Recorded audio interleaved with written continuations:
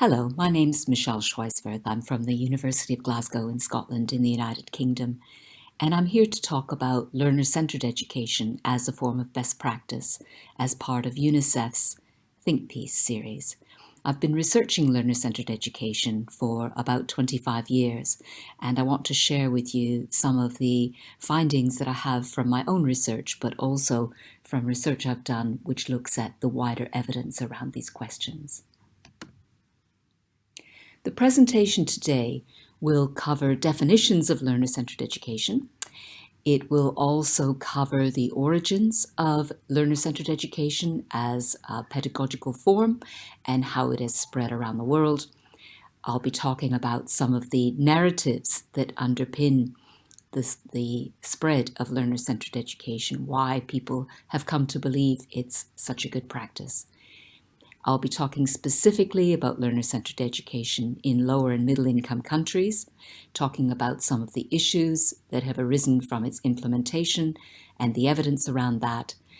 And I'll be talking about what is most important and achievable in different contexts, trying to separate what is useful in learner-centred education and what might prove to be problematic. So starting with a definition, this is my own definition of learner-centred education. I've described it as a pedagogical approach which gives learners and demands from them a relatively high level of active control over the content and process of learning. So therefore, what is learnt and how are shaped by learners' needs, capacities, and interests. And this is obviously contrasted often with teacher-centred education or curriculum-centred education, which is driven by what the teacher wants to do and the teacher's pace and the teacher's preferred pedagogical forms, or what is on the curriculum as set by national governments or other bodies. But even this fairly complex definition does not really cover the whole complexity of learner-centred education. And I prefer to think of learner-centredness as a kind of continuum, or actually a set of continua. So it's not just about whether a teacher or classroom is learner-centred or teacher-centred. It's more a case of where that classroom sits on a continuum from less learner-centred to more learner-centred practice. And many individual teachers might in one lesson be more learner-centred at one point and less learner-centred at another, or they might be more learner-centred when children are younger and less when they are older, or they might become less learner-centred as examinations become close, for example. But it's not just about the broad continuum of less learner-centred to more learner-centred practice.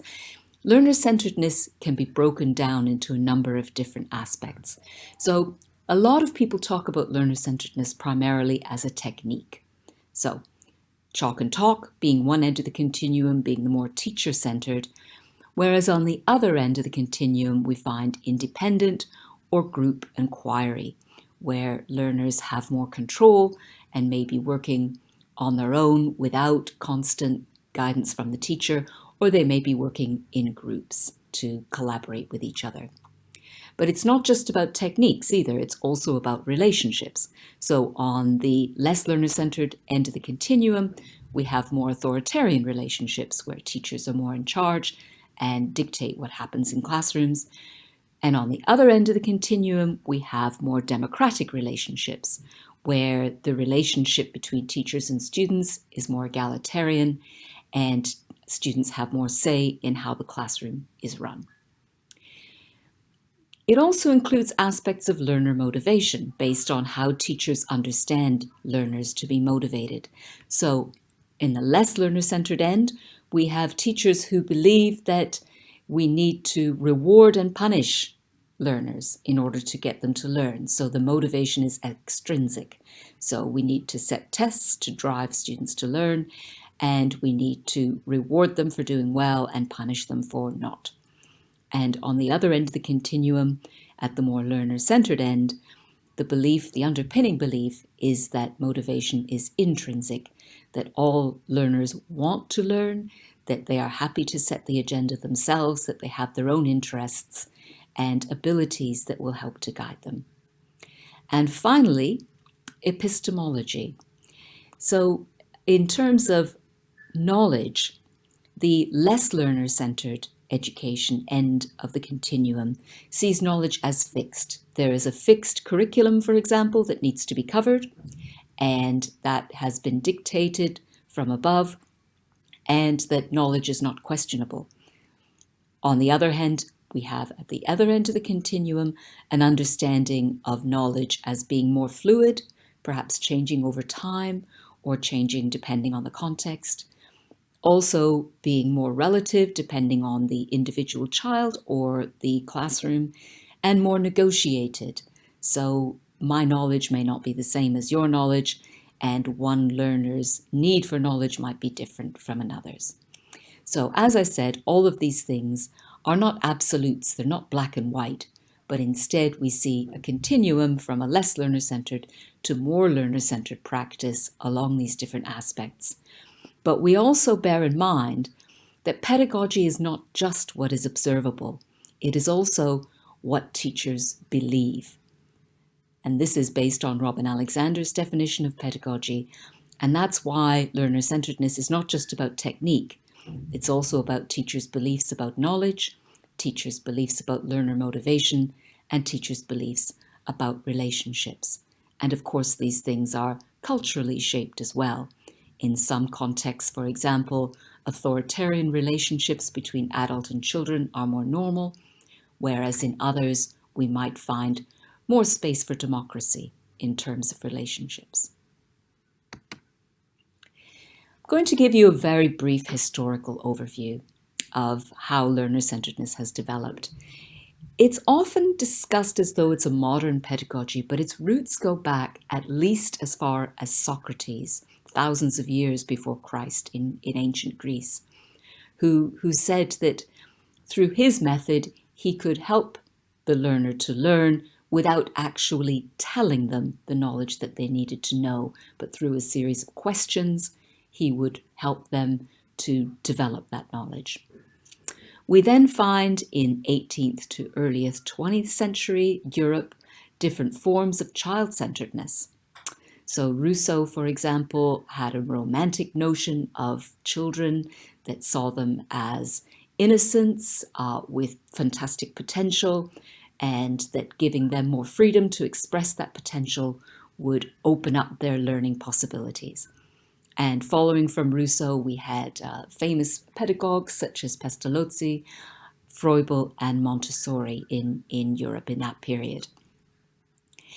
You may have heard of John Dewey or read some of his work, and John Dewey was an American philosopher who espoused progressivism in early 20th century America, and progressivism was a form of learner-centeredness which was mainly focused on developing democratic potential in children to lead to a more democratic society. We find in England in the 1960s one of the first expressions of learner-centeredness in national policy, where we find the references to children as individual motivated learners needing freedom to learn being expressed in policy for the first time. And we've seen since that time, and perhaps even before then, some examples of quite radical independent schools that have taken a very strong view of learner-centeredness. So, for example, Summerhill Independent School in England, many things that we take for granted as being dictated by schools and governments are left up to children. It's up to them if they want to attend, for example, and there is quite radical forms of representative democracy.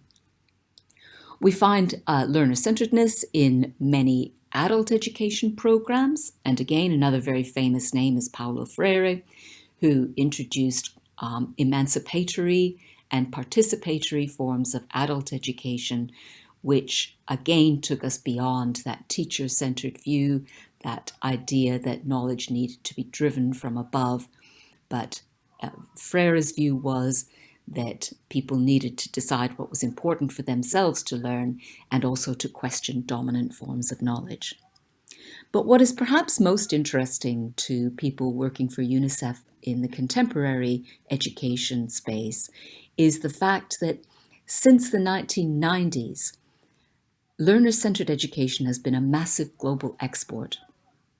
And it has been argued by Chisholm and Leyendecker, who did a large review of all of the policies in Africa in the 1990s for education, that it was the main pedagogical ideal for curriculum reform during that time. And in fact, every single or virtually every single African policy document that they looked at for education made reference to learner-centeredness. So it has long historic roots and was a bit of a fringe kind of view of pedagogy for a long time, but it became really mainstreamed in Africa in the 1990s. Why? So what is it about learner-centered education that has made it so popular? Well, I'm going to talk about three different narratives, which are major drivers for making learner-centeredness into a very significant pedagogical reform and traveling policy. The first of these is what I've called the cognition narrative. And this is basically the principle that people learn better because of the way we learn. So all learners need to form patterns, all learners need to be stimulated, all learners need to feel secure, all learners need to be engaged and motivated. And the theory is that learner-centeredness facilitates this. This is the foundation of constructivist pedagogy, but as well as learner similarities, the cognition narrative makes the point that learners are different from each other. And so having exactly the same learning style and the same curriculum for all learners doesn't meet all of their needs. The second narrative is the emancipation narrative, and this is learner-centeredness as a challenge to authoritarianism. So this picks up on that more democratic relationships question. So it promotes critical thinking, attitudes and skills for democratic citizenship, and also respecting learners' rights. So using a Child and Human Rights Foundation for education, but also seeing education as the place where people learn to be democratic citizens and think critically about the world that they live in. And the third narrative, which has really gained currency in the last 20 years, and particularly in the last 10 or 15, is the preparation narrative. And this is the narrative about the 21st century skills that learners need for the knowledge economy. This is based on the premise that the kinds of jobs that people are doing now are very different from the jobs that they did in the past. They are going to need greater research skills, they're going to need to be more flexible, and they're going to need to be creative, and that in the future, the main ways that countries' wealth and individuals' wealth is going to grow is not about working in factories and producing things or growing things through agricultural means, but the main economic drivers are going to be about knowledge. And so the theory is that learner-centeredness, in giving people these skills of flexibility and allowing them space to express their own creativity and to do research on things that interest them, will help to develop these skills. And all of these three narratives have been very, very powerful in the Global South, to the point where learner-centeredness has been called a policy panacea. Sri Prakash argues that not only is there a lot of policy faith in learner-centeredness, but also learner-centeredness is believed to solve just about every possible development problem, whether it's about increasing people's human capital and improved health and well-being, whether it's about rights-based development and post-colonialism, or whether it's about contemporary models of economic growth. And as I've noted before, It was found in virtually every national policy document in Africa in the 1990s, and it has also been promoted by donors and multinational agencies, and this includes the UN agencies concerned with education.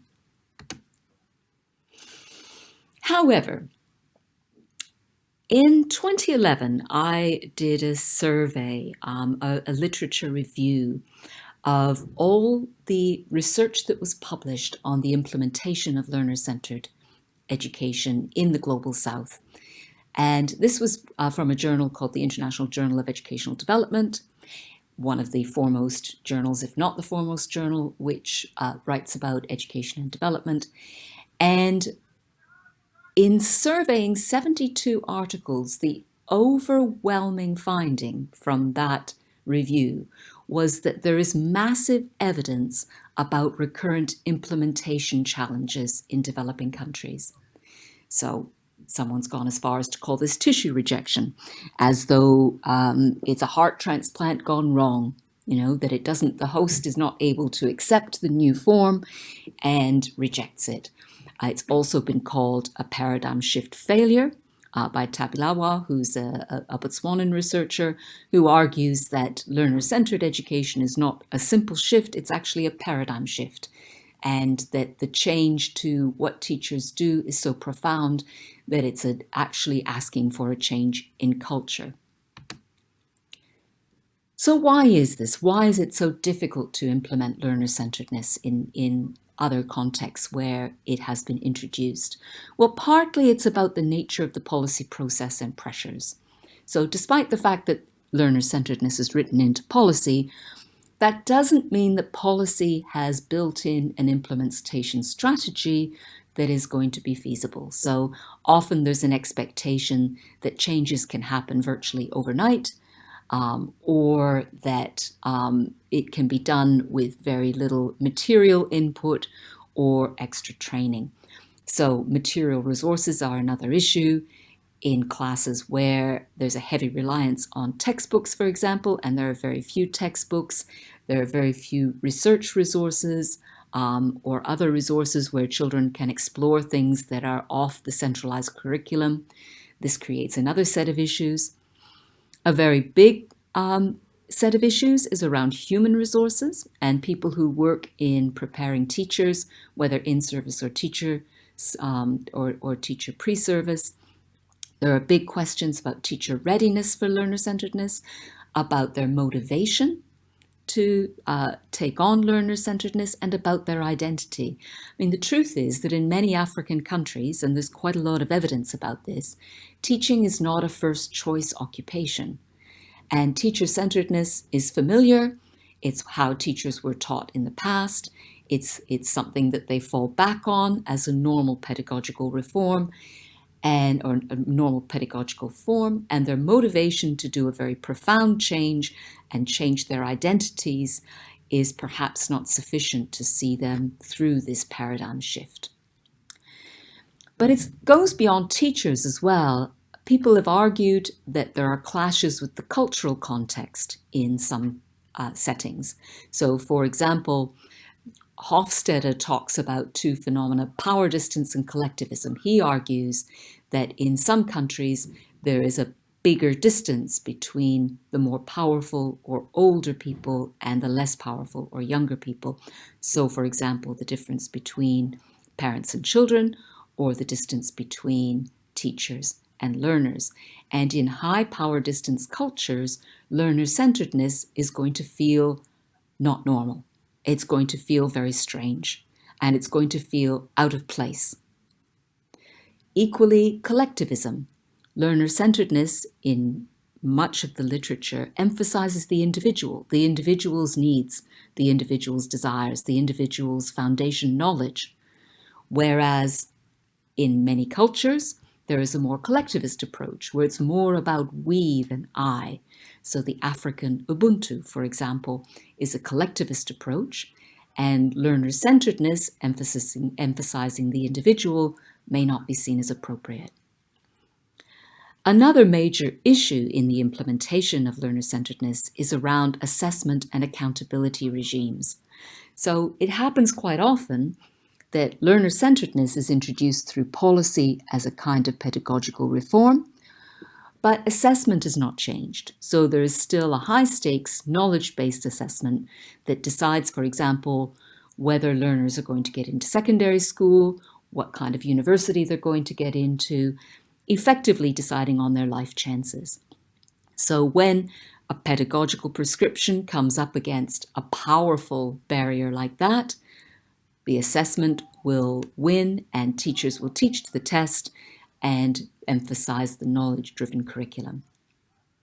A further issue is the language of instruction.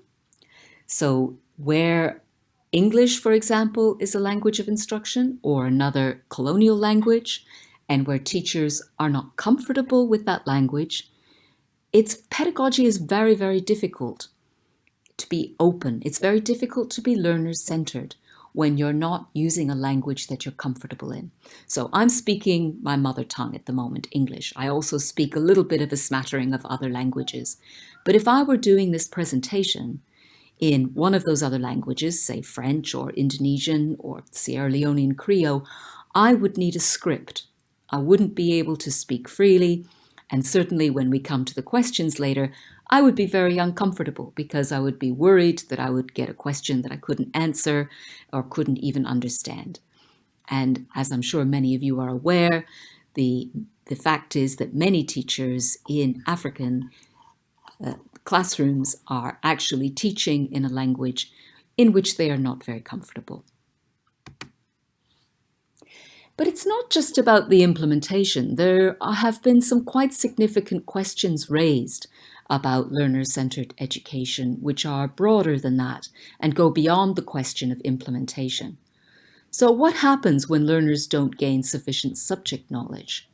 The assumption in learner-centered education in its extreme forms is that learners have a lot of say over what they're going to learn.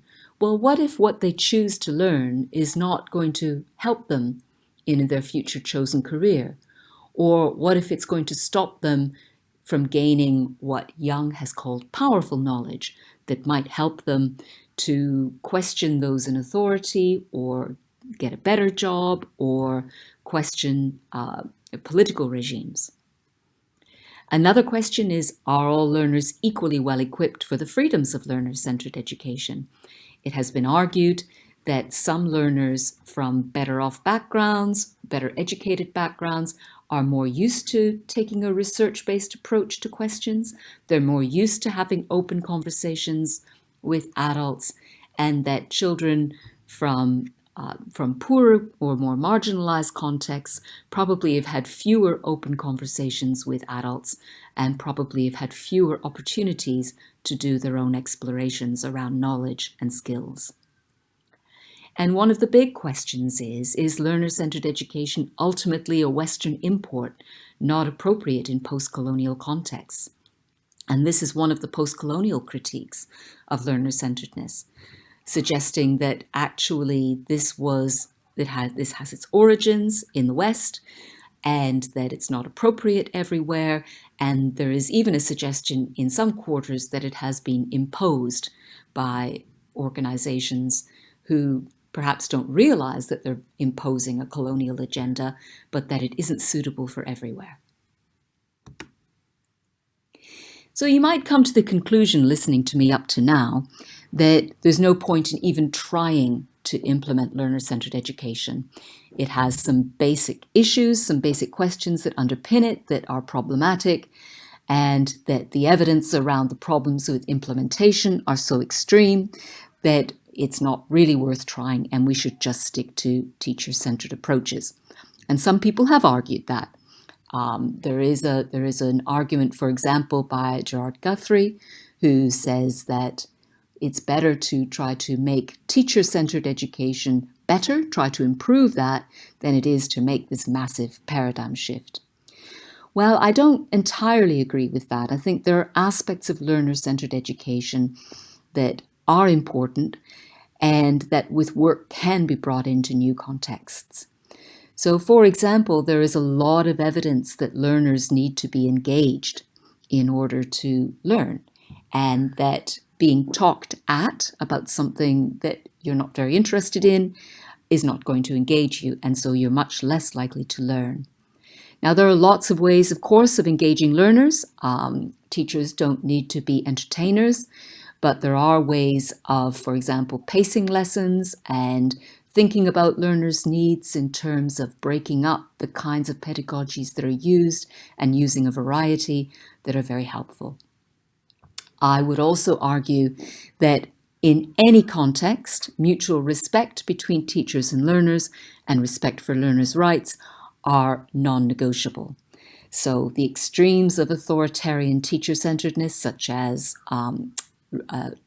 corporal punishment, are not acceptable. And even if we had some evidence that corporal punishment led to better exam results, which we don't, incidentally, it doesn't, but even then, it would still not be permissible.